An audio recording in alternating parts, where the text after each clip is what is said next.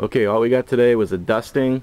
The storm's supposed to hit tonight, and we'll see what happens. But right now they're calling for 10 to 15 inches of snow by the time it winds down. Later on tonight we should get 2 to 3 inches of snow an hour. So we'll see what this driveway looks like in the morning.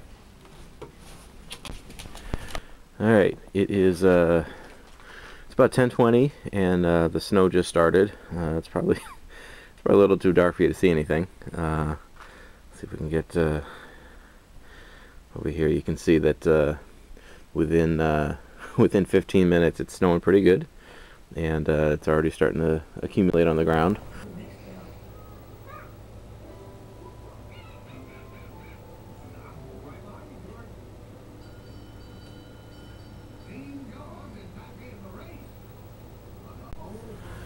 Okay, it's about 8 o'clock the next morning, and we've got probably a good solid 8 or 9 inches of snow.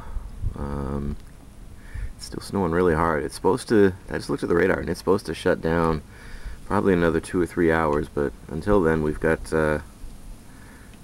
more snow. Okay, so here's the street view.